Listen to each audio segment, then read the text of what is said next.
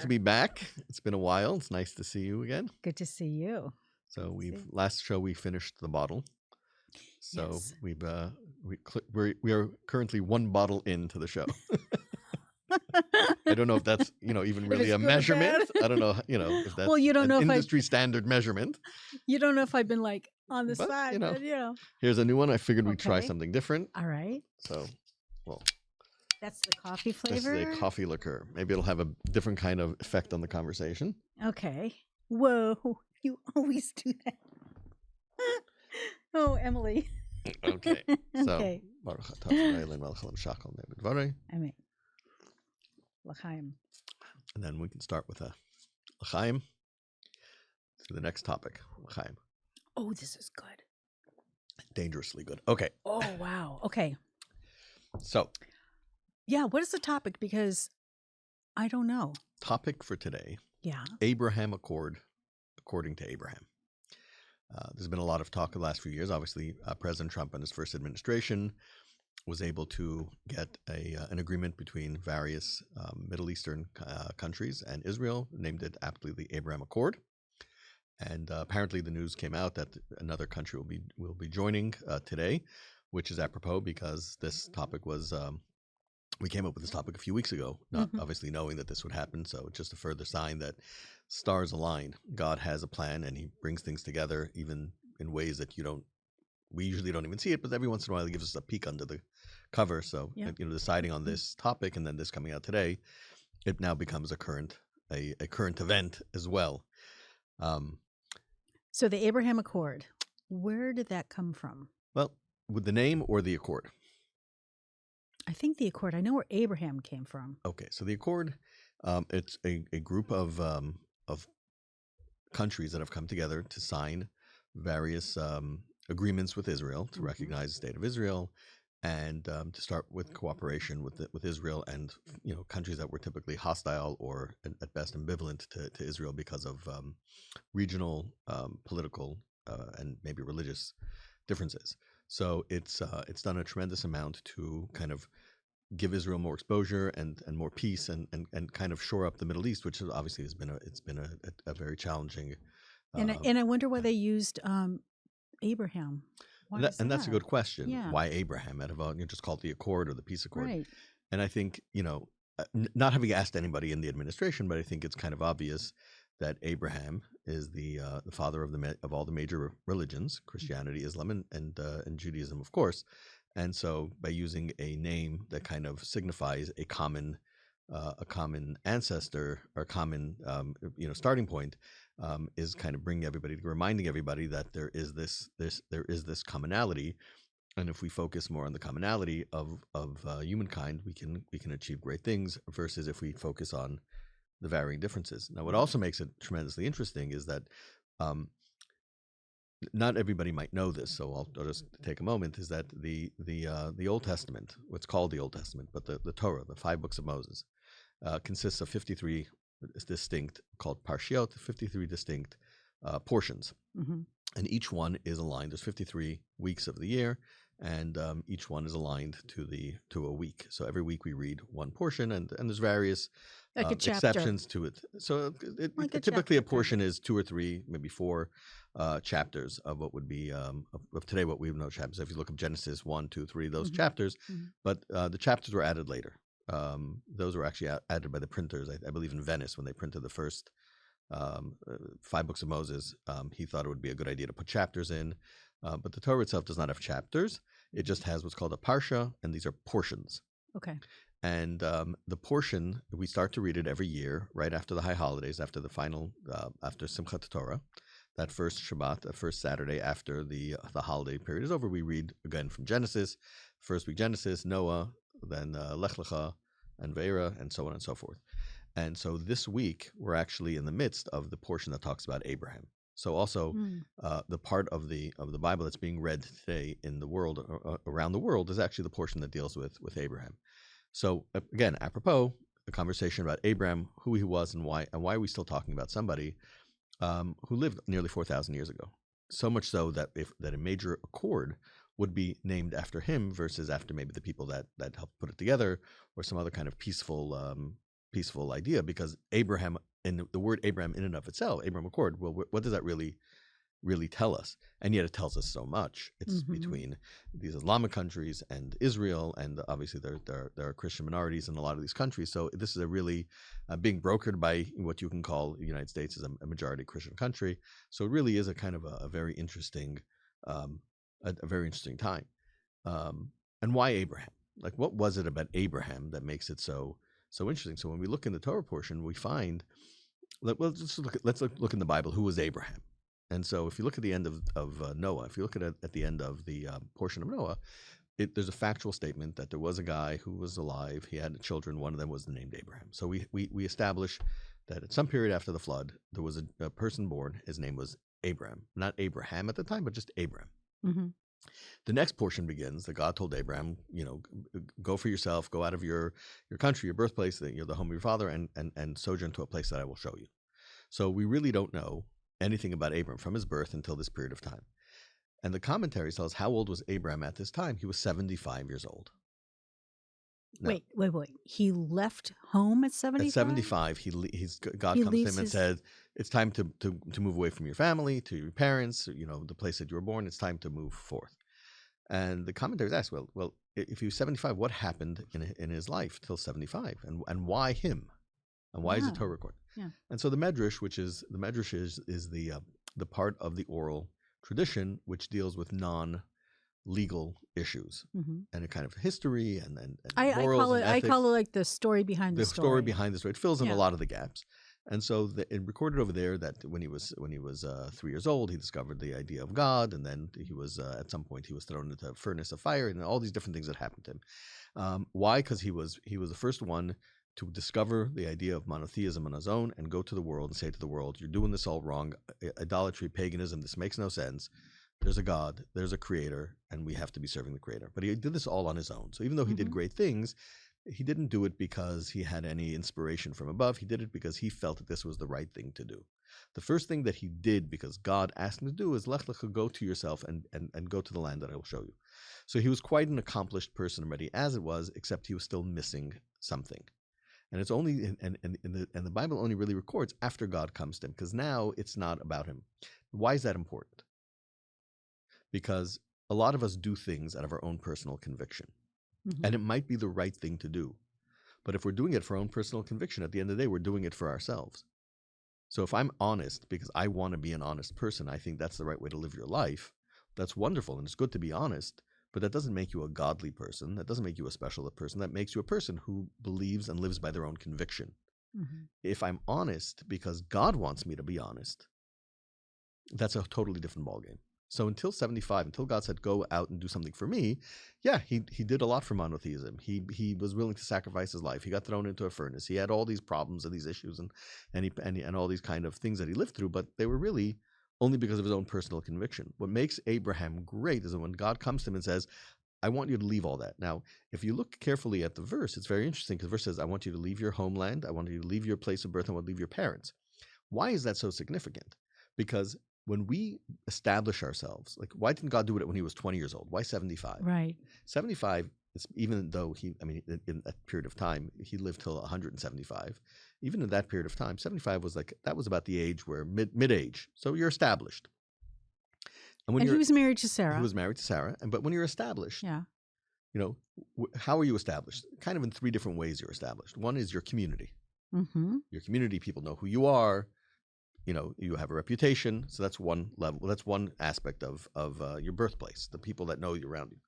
Your parents, your home, your family knows who you are. You're secure with your family. And so your land and your birthplace is your natural who you are naturally. So God says, I want you to leave who you are naturally. I want you to leave your community that you're so comfortable in, even though you're going against the grain, but you're comfortable. You know what to expect. You know that people don't agree with you. So you're you understand. And then your parents, how you were raised. And I want you to go to a place. He doesn't tell them where. I want you to go to a place that I will show you. So you can't even prepare. You can't even ask people that say, hey, what are the people like in this place? What can I expect to encounter? What's the climate like? You have no idea what's going on. So you can't compare. And so all of your accomplishments, who you are, what you've achieved in life, they're meaningless. And I want you to go to this place, and that's where you're going to set yourself up. Ground zero. Start all over again. Could you imagine at Could imagine. 75? You can imagine it, and let's reduce it, we say till 120. So let's say you're 40, 50 years old, and somebody comes over to you and says, you're a pillar of your community, you've done great things, you're a champion of all kinds of causes. I want you to go to a place you have no idea where it is, but not like today where like you can Google and you can look at the news and somebody can see your reputation from the past. Zero. You're going to go to a place, no one knows who you are, no one cares who you are, you have no preparation, and there you're going to make for me a kingdom. There you're going to start to spread the ideas that you've been talking about, monotheism and all these things, to people that you have no clue about. That's kind of scary. And, well, it's very scary, and Abraham does it. Yeah. And not only does he do it, but as soon as he gets to Israel, finally he gets to Israel, as soon as he gets there, there's a famine, he's got to go to Egypt. So it's like, my God, I just did this for you, and now I can't even be, now I got to go to Egypt. It wasn't easy. God didn't make it easy for him. But at that moment, it switched from doing things because he believed in monotheism to God asked him to do it. And eventually, throughout the sequence of events, we continue to read the portion. God, he has a child with Hagar, with his second wife, the Ishmael, that becomes the father of the Ishmaelites, the father of Islam, and then of course he has Isaac, the father of the Jewish people. Isaac has two children. One is Esau, one is Jacob. Jacob is the father of the Jewish people, and one of Esau's descendants eventually moves to Rome and becomes considered the father of the Christian, not father of Christianity. Obviously, that's Jewish.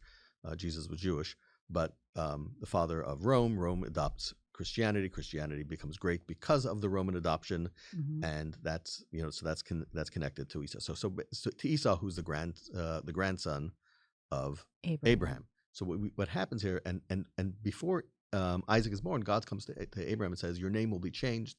You're no longer Avram, you're Abraham, the father of many nations. So right there we have Judaism, Isaac, Islam is Ishmael, Christianity, Rome, from Magdiel, who's one of the great-grandsons, I believe, of Esau, and right there we have the father of many nations. The three religions. Three religions, which represent today about 2.5 billion people. Okay, that's great. But I've done math, and 2.5 is not majority. It's not a lot. I mean, it's a lot, but it's 7 billion, 8 billion people. What's interesting is that we read further on, and after the death of Sarah, next week's portion, we read the end of the portion, we begin with the death of Sarah, and then when we get to the end, it says that Abraham remarried his second wife, Keturah. Her name is changed from Hagar to Keturah, and has more children. And then at the end of his life, he sends them away with gifts, and he sends them to the east. Now, the rabbis ask, which gifts did he give him?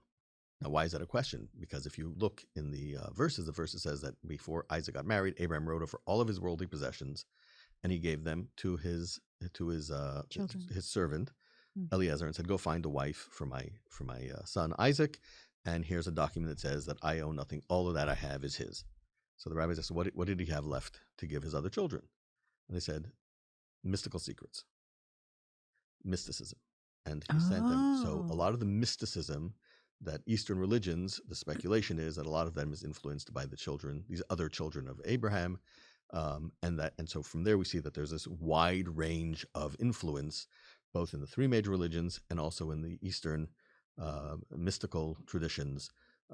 There's a lot of secrets of the universe that are provided by Abraham to those descendants. So here we have the father of many nations, the father of really Abraham. So Abraham really truly is the great unifier. And why is this significant? We've discussed on the show in other times that when God created the world with a purpose. And that purpose was to have a space where godliness is not evident and is not required for existence. And what I mean by that is, when I get up in the morning, I don't say to myself, wow, if God isn't here, I don't exist. You have to achieve that. We have to think and stop for a second and say, hey, one second, how did this get here? Why is the world here? Why am I here? Oh, there must be a creator, and therefore the creator must be served. And this is like a daily process that we go through. We wake up in the morning, we get up and we're like kind of, oh, what's going on? And then we got to like restart that whole process every single day. Mhm. So the world doesn't necessitate that I wake up in the morning, the first thing go, oh, there must be a God. It's a process. Mhm. And so with the world itself, God created the world, Adam and Eve, et cetera, until Abram. Abram is the first that come to know God on his own and to say to the world, it's time. It's time to start this process. So everything we're seeing, all the different disciplines and all the different religions, they all trace themselves back to Abraham. So Abraham becomes the central figure to lead us to the purpose. That's very What is the powerful. purpose of creation? Why did God create the world? So Abraham truly is great. And what we're seeing today, I think, with the Abraham Accord is that when we choose to focus on what makes us similar and the similar goals of a better world, a more godly world, a more principled world, then we're truly coming to the Yeah, but there's some people in our world who see that in order to destroy like the Jews, that would make it a better world. So I don't think that coming together with one goal it's going to be hard to achieve, don't you? Yeah, of course it will be. But that's part of what that ability for us to see things differently is what gives us freedom of choice. If we all saw things automatically the same, then if there's no pushback, there's no moving forward, right? Like the obvious when it comes to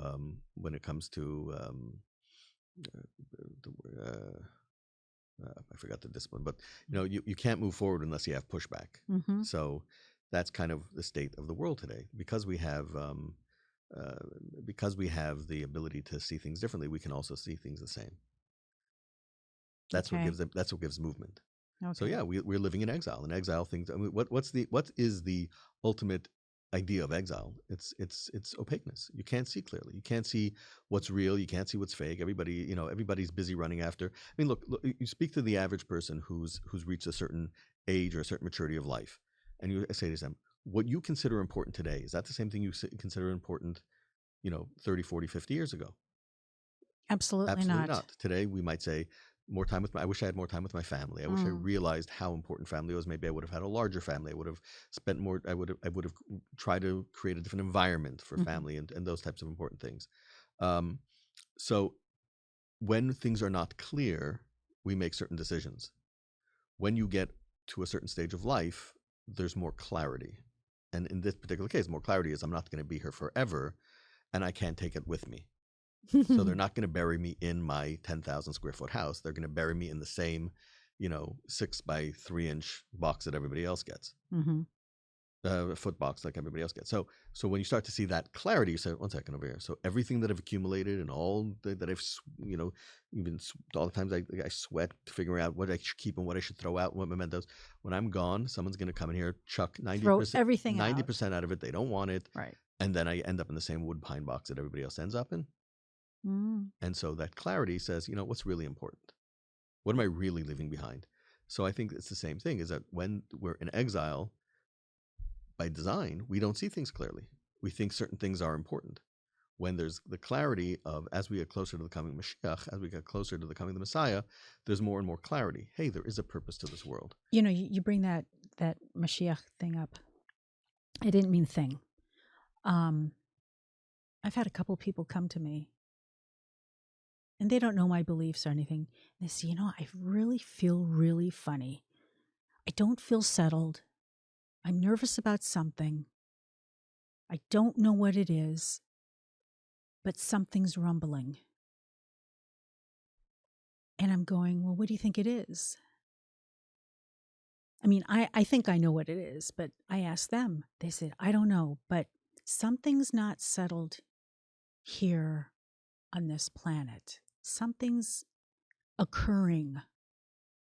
And I'm going, well, I think you should go with that thought and that feeling. That's a good feeling to feel. Yeah.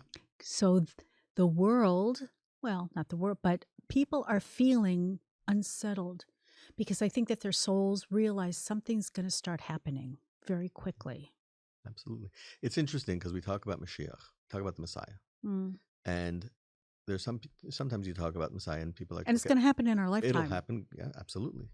And we say, okay, so there's a world and we've lived, it's been in existence for whatever length of time. And then at some period we'll achieve something and then the Messianic age will come, Mhm. but it doesn't really exist. It will exist at some point of time. In Hasidic teaching, we believe, and we're taught, that the world was created for the purpose of the Messianic age.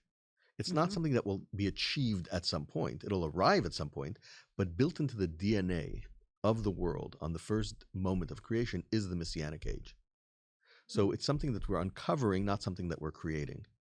So the fact that we are getting closer to the Messianic age, the world that we talk about, that the opaqueness of the world is kind of it's becoming less and less dark, It's and becoming the more world is transparent. more transparent. Yeah. And we're starting to feel we may not know what that is because either we haven't studied about it or because we're not dialing ourselves in, but the world itself is saying, hey, the universe, the creation itself is saying, hey, I'm getting ready for this. People are talking about, they say that in the future there's going to be aliens that are going to come down on the planet. Well, it's not that. It's artificial intelligence are the aliens that are going to help us, Very, very likely. that are going to help us, free us up to study and to become more enlightened. Yeah, it's interesting. You might be familiar with Michelangelo's discoveries. He had all kinds of incredible, I believe, the locomotive and the airplane. I mean, all kinds of different things I've signed, the drawings that he had created, and yet, obviously, in his lifetime, none of them came to be. And yet, there are certain paragraphs or certain pieces of the Talmud that talk about. One in particular talks about fish that spew out eggs that blow up, that destroy towns of certain amount. Yeah, of, what is that? and the birds that drop eggs that destroy large villages. Oh, okay. Planes and submarines. Yes. So I remember thinking when I learned this for the first time as a teenager, I was like, and I had known about Michelangelo. I said, it's interesting.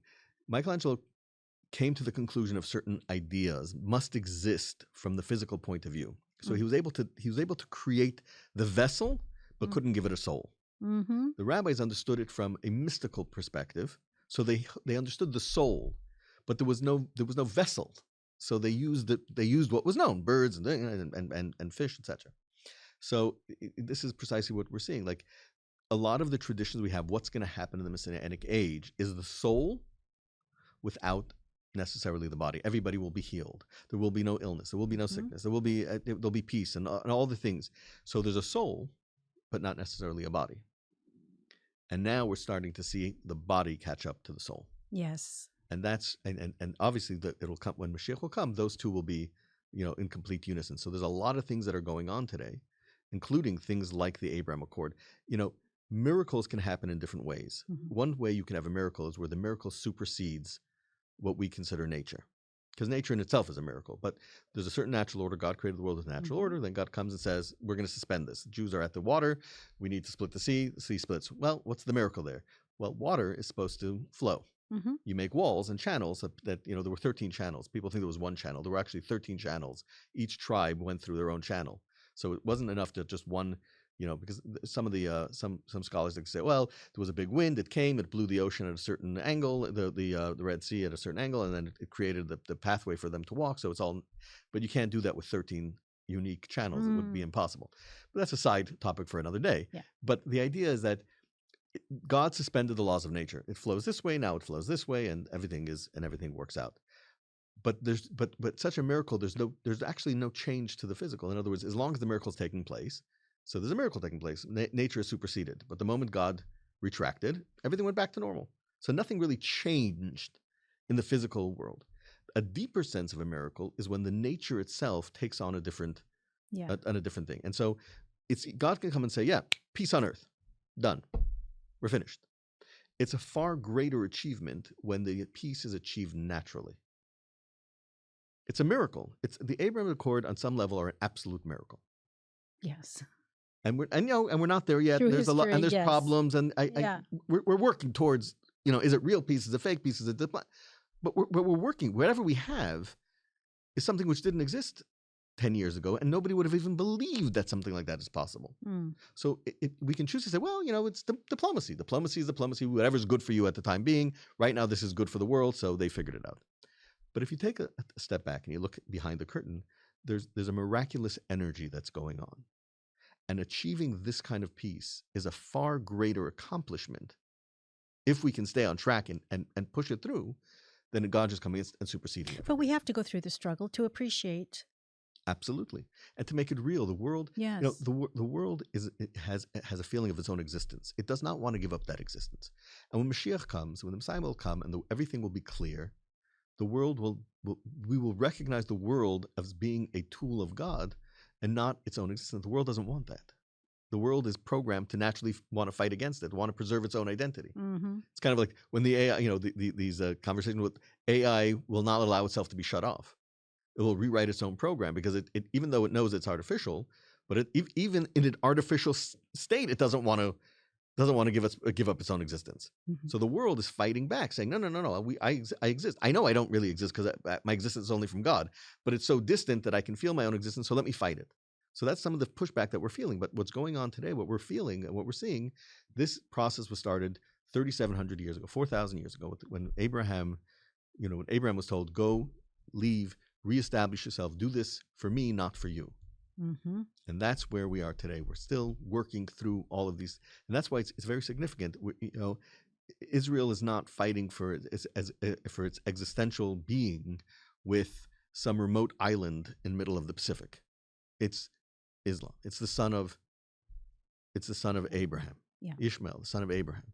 Who's brokering this? This is, the Europeans. People are so fascinated with Israel, and I think because we all have a stake in our own existence through Israel. Yeah. All the religions of the world. Yes. That's why we get so much attention. Meanwhile, there's wars in Sudan and they're killing people and it's horrifying.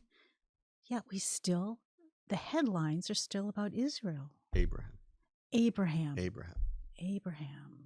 The Abraham Accord, according to Abraham. And this was all put into place. God could have just said, here's Isaac, go have a nice day. He said, no. First is going to be Ishmael. And then there's going to be Esau.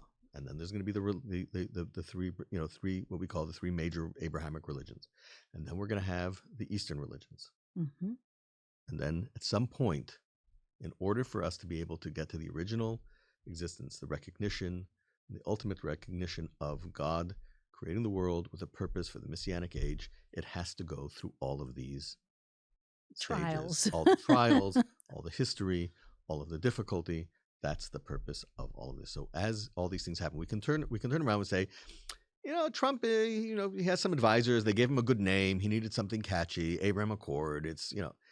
Everything we see, we know, is connected with godliness. It's by divine providence. The fact that, yes, he probably did have an advisor that put it on a name, but where did they get the idea from?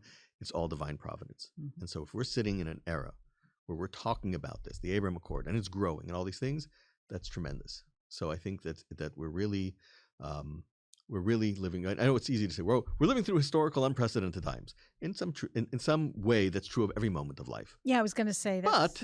But there is something going on. The world is uncomfortable. People are talking about it, and we can help them. We can help give body to the soul. They're feeling the soul. They're feeling the tremors.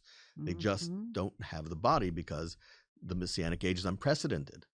So how do you describe it? The Talmud understood it, but they couldn't give you the body. Michelangelo gave you the body, couldn't give you the soul. Yeah. So we are feeling, I think what you were talking about, the people are expressing is we're feeling the soul.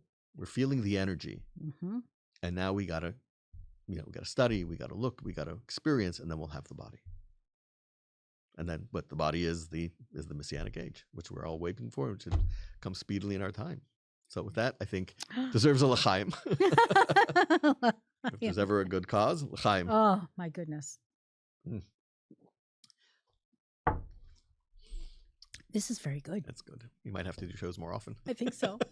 Thank you very much. We'll see you next time, okay? Absolutely. Oh, great. Looking forward. Thank you for joining us. You're very welcome. Bye.